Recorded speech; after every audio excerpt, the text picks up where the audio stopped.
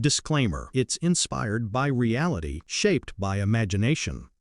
What happens when one of Britain's most legendary singers walks onto Loose Women expecting a warm conversation, only to find himself pushed into one of the most controversial political debates the show has tackled all year? What you're about to see is the on-air firestorm that left Cliff Richard visibly shaken, Denise Welch furious, and the studio scrambling to regain control. The topic sounded simple at first. Should reality TV stars be banned from running for public office? But it didn't stay simple for long. Cliff thought he was there to talk music, nostalgia, and his new charity project. Instead, Denise hit him with a pointed question about unqualified fame chasers getting power. Cliff tried to laugh it off, but Denise doubled down, accusing celebrities of shaping politics without understanding the consequences. The temperature in the room climbed fast. Cliff's smile faded. Denise leaned forward. The audience shifted in their seats as the exchange sharpened into something no one expected. And then came the moment that sent the internet into a frenzy. The line that made Cliff Richard snap, slam his hands on the table, and unleash one of the most unexpected responses daytime TV has ever seen. Everything spiraled after that. Cliff Richard walked onto the Loose Women set with the easy warmth of someone who'd spent decades in front of cameras. The audience greeted him with cheers and a few nostalgic whistles. He laughed, waved both hands, and even did a playful twirl before taking his seat at the panel. Denise Welch stood to hug him. "Cliff, you look incredible," she said, brushing a hand over his jacket. "You've barely aged since the posters I had on my bedroom wall." Cliff blushed lightly. "That's very kind, Denise, but trust me, I feel every year when I get out of bed." The panel laughed. Kay Adams chimed in. "We need your skincare routine. Write a book about that instead of music." "Well," Cliff said, settling into his chair, "I've always believed in good sleep, good faith, and good moisturizer, in that order." Even the camera operators chuckled. The conversation started with easy territory, his new charity work, the anniversary of one of his biggest hits, and a lighthearted segment about fans who still send handwritten letters. Cliff shared stories about being mobbed at airports in the 60s, about the strange gifts fans had mailed him, and about how he once accidentally invited an entire fan club to tea. Denise asked, "Do you ever miss the chaos?" "Sometimes," Cliff said, "but peace has its charm too." Sarah chimed in, "You've stayed in the public eye for so long without a scandal. That's rare these days." Cliff shrugged, modest. "I just try to live simply. I think fame gets complicated when people forget who they were before it." Denise nodded thoughtfully. "That's very grounded." For a moment, everything felt comfortable. The panel leaned in, the audience smiled, and Cliff seemed genuinely at ease. He joked about his stage outfits from decades past, even miming one of his old dance moves. Denise teased him about reviving them for his next tour. "Only if you join me on stage," he shot back. "Oh, don't tempt me," she laughed. Kay shifted to another cheerful topic. "You've seen entertainment evolve from vinyl to streaming, from 3 TV channels to thousands of online creators. Do you ever miss the old days?" Cliff placed a hand on his chest. "I miss families sitting together to watch one show at the same time. It felt communal, you know? But I also think the world changes and we adapt. That's life." The audience murmured in agreement. It felt like one of those breezy, harmless interviews that would play well in daytime reruns. Denise leaned back in her chair, smiling. "Cliff, one thing I love about you is that you always stay out of the drama. You don't jump into political fights. You don't attack people on social media. You've kept yourself separate from all that." Cliff nodded politely.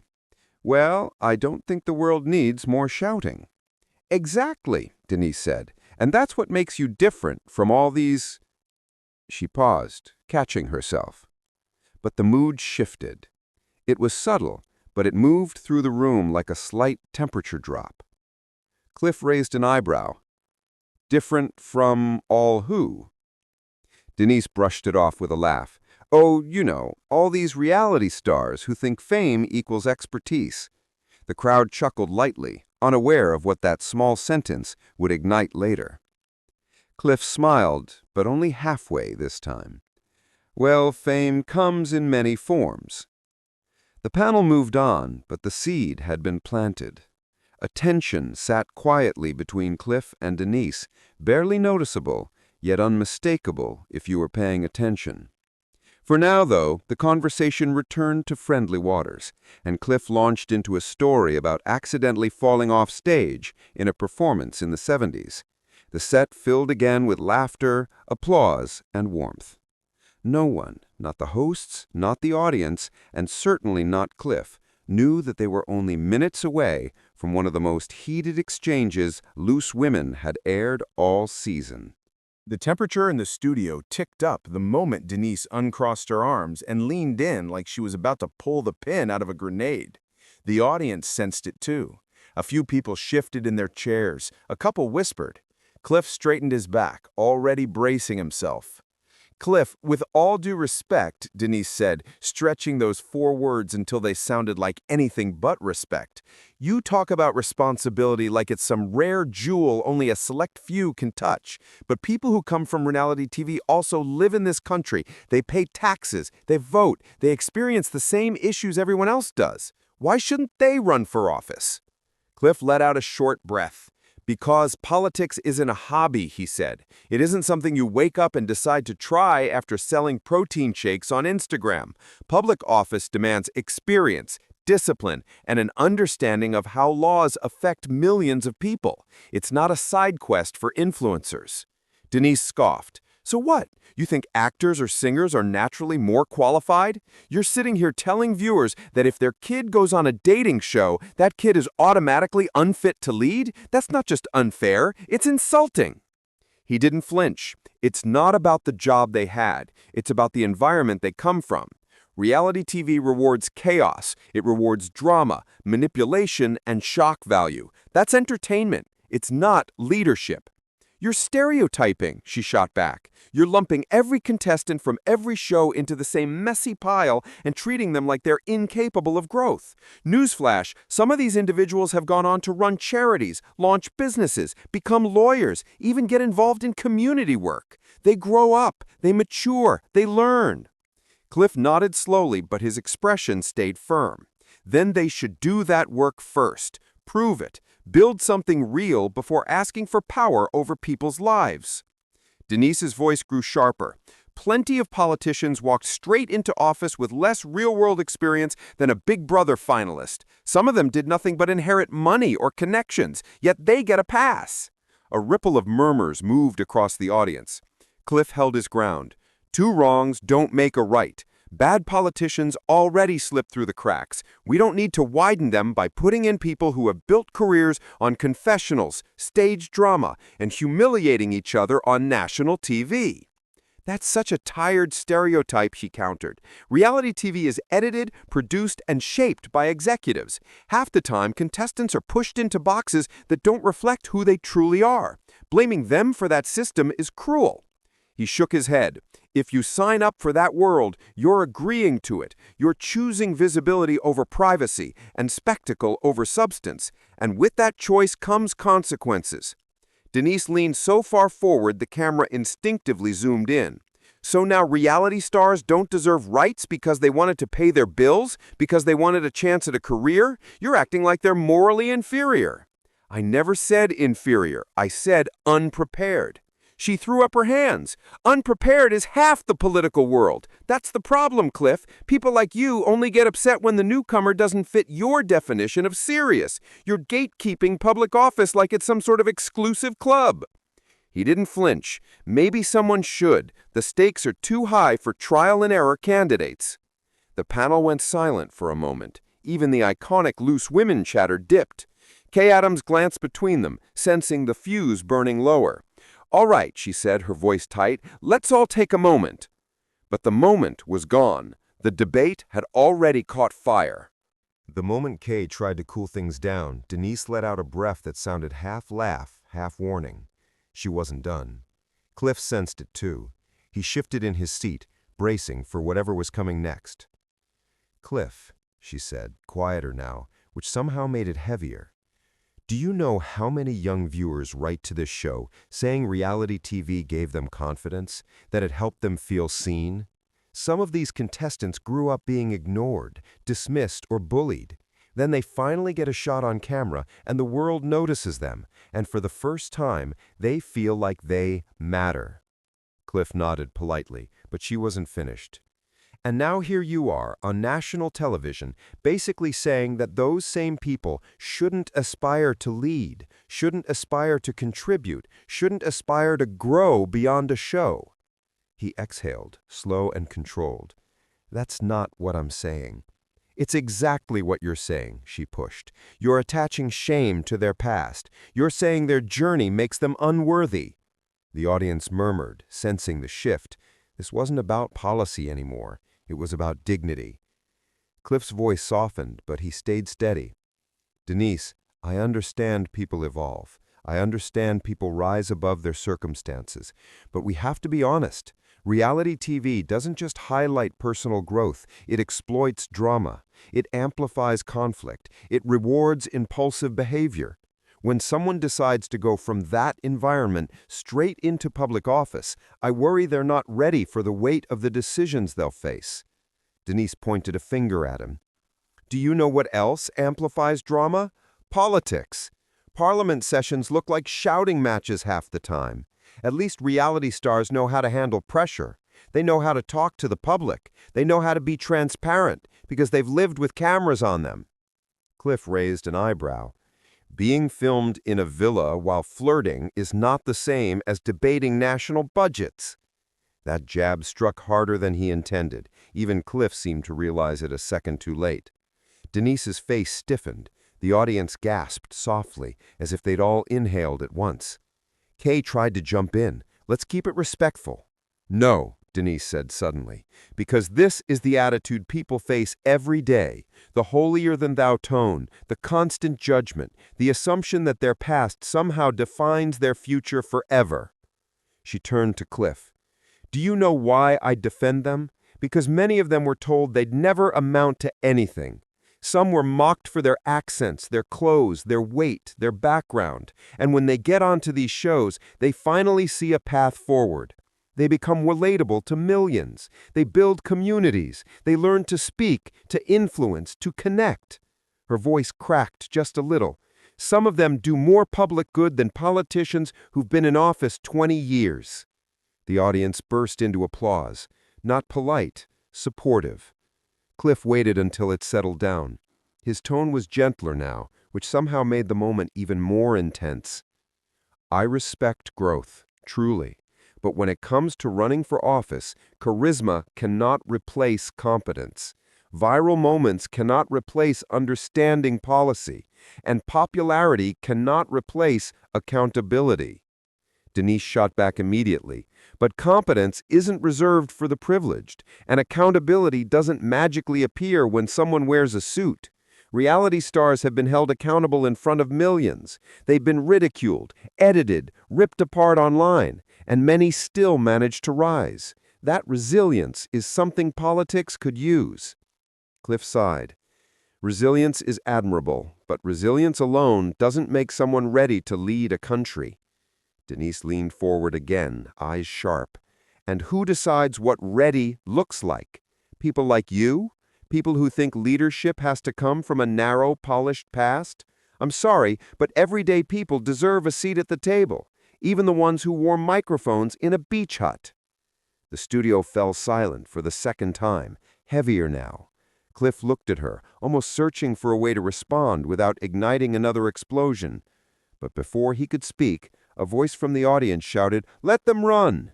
Another countered, "Keep politics serious!" The room split.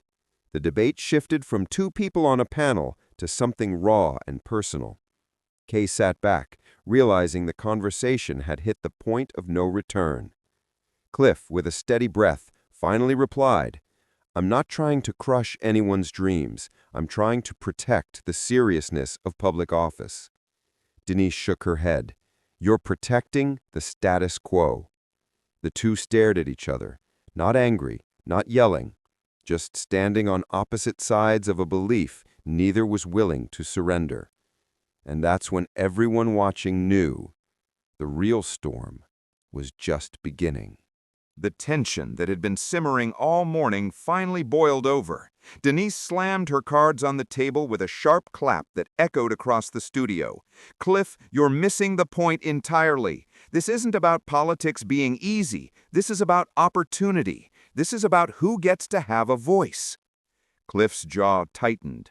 "Opportunity doesn't automatically equal suitability," he said, leaning forward so his eyes locked on hers. "You can't hand someone the power to make decisions that affect millions simply because they were entertaining on a screen. That's reckless." "Oh, come on," Denise shot back. Her voice rang louder than usual, cutting through the polite murmurs from the audience. "Millions of people have been denied chances because of suitability. People like you, Cliff, assume leadership has to come from privilege and prestige. That's elitist." The audience gasped audibly. Some leaned forward, anticipating the next volley. Others murmured to each other, unsure if they should cheer or sit back in shock. "I'm not elitist," Cliff said, voice rising slightly. "I'm advocating responsibility. If someone wants to serve the public, they must understand consequences. Fame doesn't teach that." "Oh, come on," Denise shot back, her voice dripping with disbelief. "And arrogance doesn't teach humility. Do you even hear yourself? You're dismissing entire groups of people because of where they started, because of what they did to survive in an unforgiving entertainment world." Cliff's hands clenched briefly on the table. "This is not personal, Denise. It's principle." "It's personal to them," she shot back. "You're literally telling people their dreams are worthless. Their past is a permanent disqualification. That's cruel." The room felt electric. The live audience murmured and gasped with each exchange, some nodding, some shaking their heads, all captivated. The producers behind the cameras were frantically signaling the hosts to calm down. Cliff's voice dropped into a calm, deadly tone. "You think I'm cruel, Denise? Look around. Look at the stakes. Politics isn't a game. People's lives are on the line. If a reality star runs without understanding that, it's not cruelty, it's caution." Denise's eyes flared. "And you think caution should silence dreams? You're acting like you own the definition of readiness." Cliff's gaze sharpened. "No, I'm acting like someone has to care more about consequences than ratings." For a moment, the studio seemed frozen. The tension was tangible, almost suffocating. Then Denise snapped. "You know what? I've had enough of this moral high ground. You're acting like only people from your narrow world get to judge the rest of us." Cliff pushed back slightly in his chair, his voice icy but controlled. "And you're acting like popularity equals governance. That's the point where we break." The audience erupted in whispers, some cheers, some gasps, all frozen in disbelief. Whoopi and Kay Adams exchanged glances, realizing the situation had escalated beyond what any pre-show prep could handle. Denise leaned in, searing intensity in her eyes. "You don't get it, Cliff. People want representation, real people, and you sit there lecturing them like they're unworthy of public office because you refuse to see past their beginnings." Cliff exhaled slowly, his expression tightening into a line of finality. "I see their beginnings. I see their potential, but potential doesn't grant immunity from responsibility. You want them to run? Fine, but I can't pretend it's the same as preparation." The studio lights reflected off his hands, still clasped together. Denise opened her mouth to argue, but Cliff had already made his decision. Rising from his chair, he leaned forward, his voice calm but absolute. "I've made my position clear. I will not compromise my principles to appease the moment." With that, he turned toward the edge of the stage. The cameras followed his every step. Denise's mouth opened, but no words came out. The audience erupted in stunned murmurs, some cheering, some booing, all frozen in disbelief. Cliff walked off the set, not angrily, not shouting, just deliberate, controlled. The producer scrambled. The crew waved frantically. Denise sat there frozen in midair, her hand hovering over her notes as the live feed captured the full weight of what had just happened. The View had officially lost control of the conversation, and the fallout would be instant, fiery, and unforgettable. As Cliff Richard disappeared behind the stage curtain, the studio seemed suspended in a strange, shocked silence. The usual chatter of loose women was gone. Even the live audience, normally quick to cheer or react, sat frozen, processing what they had just witnessed. Denise Welch, still sitting at the panel, stared at the empty space where he had been, her expression a mix of frustration, disbelief, and regret. Whoopi Goldberg leaned toward her, whispering something inaudible, while Kay Adams gave the faintest nod, signaling that the cameras would continue rolling, but the moment was already lost. The energy in the room had shifted entirely. No pre-planned segment could reclaim it. Backstage, producers were in a flurry, trying to track down Cliff to coax him into a statement or a return. But he had made it clear, he wasn't coming back. He simply wanted to leave, preserving his dignity, rather than debating further in what had become an unmanageable confrontation. Social media exploded almost immediately. Clips of the walk-off circulated within minutes, each frame dissected, shared, and debated. Hashtags like Team Cliff, Let Celebs Speak Their Truth, and Loose Women drama began trending, while viewers argued over who had the stronger point, Cliff's insistence on preparation and accountability, or Denise's defense of opportunity and inclusion. The studio audience gradually regained composure, many nodding thoughtfully, some whispering fervently to their neighbors about fairness, privilege, and responsibility. Even those who sided with Denise had to admit the tension had been unlike anything they'd seen on daytime TV in years. And then came the quote that would echo long after the camera stopped rolling. "Dreams deserve respect, but leadership deserves more than visibility. That's the line we cannot cross lightly." Cliff had left it hanging in the air, a reminder that principle sometimes outweighs performance. As the dust settled, both sides retreated into reflection. Denise adjusted her notes, still visibly stirred, while the audience filed out, murmuring about the clash they had just witnessed. Online, debates raged on, spanning tweets, TikToks, and endless comment threads, leaving viewers wondering where responsibility ends and opportunity begins. It was a moment that reminded everyone watching that live television can be unpredictable, raw, and deeply human. And for many, it became more than a clash over politics. It was a clash of values, vision, and the very way we define who is ready to lead. Comment below, whose side are you on? Like this video if you think celebrities should speak their truth responsibly. Subscribe for more stunning celebrity confrontations every week.